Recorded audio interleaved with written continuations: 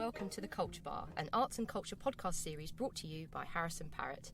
In this episode of our Speed Podcast mini-series, we talk to Millie Paine, publishing manager of Birdsong, the music publishing arm of Harrison Parrott, to find out more about and demystify the world of music publishing. Thank you for joining us today, Millie. Thank you very much for having me. This is really exciting. Perfect. Thank you for being here.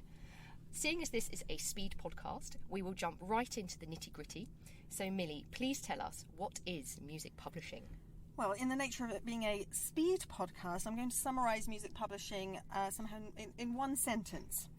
So, publishing is best described as anything you can legitimately do with the copyright in a composed piece of music in order to make money for the benefit of its composer, while stopping other people from doing the same illegitimately. Oh my goodness, that sounds very legal, actually. Well, there's a lot of that, yes.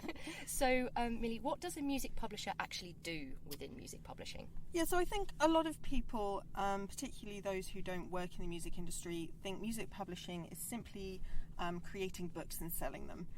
Maybe that's a bit simplistic, but I get that a lot. And while, of course, that is one element of publishing, it's a lot more than that. We look for ways to exploit copyright in composers' music, and by exploit, I use that in a positive sense, to ensure it's being played and ultimately making money. A music publishing company can offer multiple services for composers and songwriters, from a basic administrative deal to a much broader service that will also involve exploitation, career guidance, and creative assistance. Publishers will take a percentage of royalties or fees from the composer, and that percentage will vary considerably depending on what the agreement offers. So it's much more than just looking after the music. Yeah, absolutely. It's the people too. Yes, absolutely. So it's almost a sort of like a little bit of artist management mixed in there to a certain extent. Yeah, I guess to an extent, yeah. And can you talk to us a little bit more about the creative side of publishing? Sure, yes. So the creative side of music publishing involves a variety of things, including pitching works and the composers themselves to potential performers and promoters, and also to film and TV production companies, music supervisors, ad agencies, trailer houses, to kind of ensure that they're getting work and their back catalogue is being exploited. We help composers to develop their career by providing advice and guidance and to promote their reputation.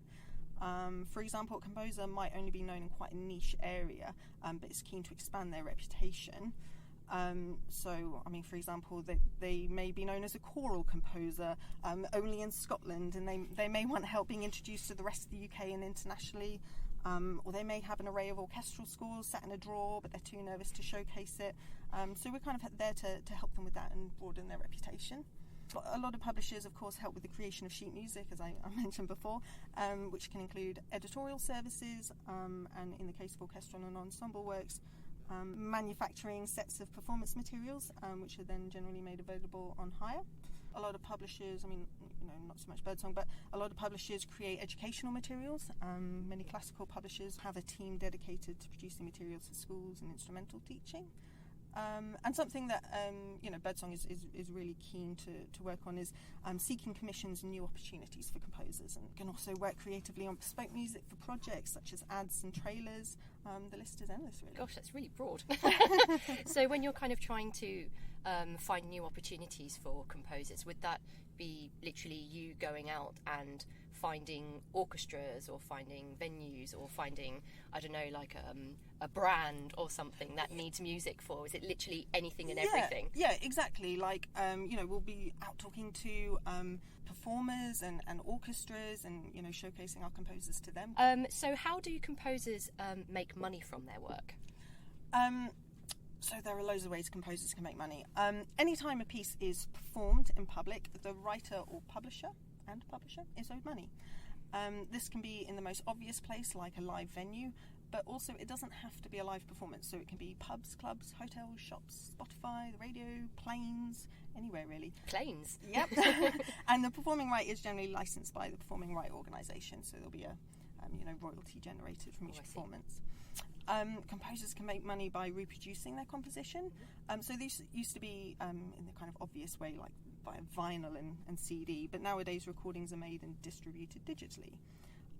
So to give you an example, when a piece of music is played on Spotify, both performance and mechanical rights that I've just mentioned are at play. and the division between the two rights varies according to which society is doing the licensing. The society I mentioned is the Performing Right Organisation, which in the UK is PRS, and the Mechanical Right Organisation, which in the UK is the MCPS. Composers and songwriters can make money through sync income. Sync refers to when music is synchronised with visual media. For example, when music is played on an ad or on TV, a publisher will issue a sync licence. These can be quite substantial, but sync deals are relatively difficult to secure. I never knew that was what that was called. You know, when the music is synced to anything that's visual, like an advert or something like that. I had no idea there was actually a name for that.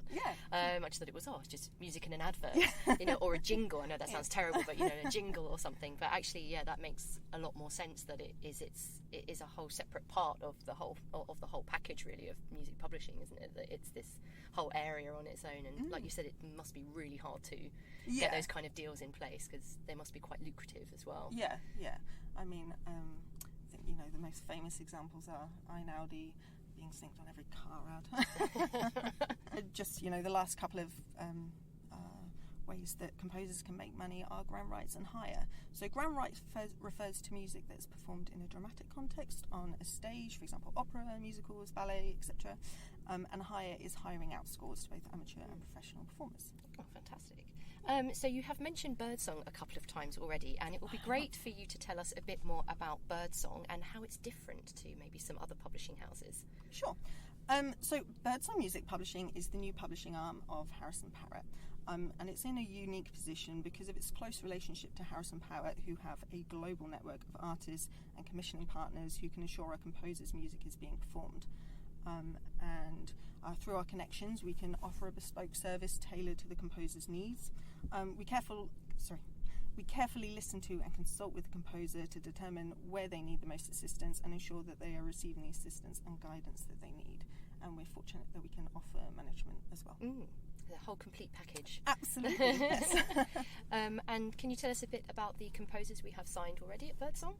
We've signed Jimmy Lopez. He's a Peruvian composer based in LA at the moment. He's just finished his piano concerto, which is being performed by the London Philharmonic Orchestra in February, which is really, really, really exciting. I've had a little sneak peek already, and it's brilliant. He's written some really amazing things. He's a very sort of maximalist composer. We have Charlotte Bray, she's brilliant. She's really brilliant. She recently had the world premiere of her song cycle Crossing Fault Lines at the Oxford Leader Festival, which was a song cycle commissioned specifically for this festival about women's experiences in the workplace. I was absolutely blown away by the song cycle. It was brilliant. Finally, to wrap up our Speed podcast, Millie, please can you tell us where listeners can go to find out more about Birdsong and music publishing? Yes, of course. So to find out more about Birdsong, you can go to our website, www.harrisonparrott.com/birdsong.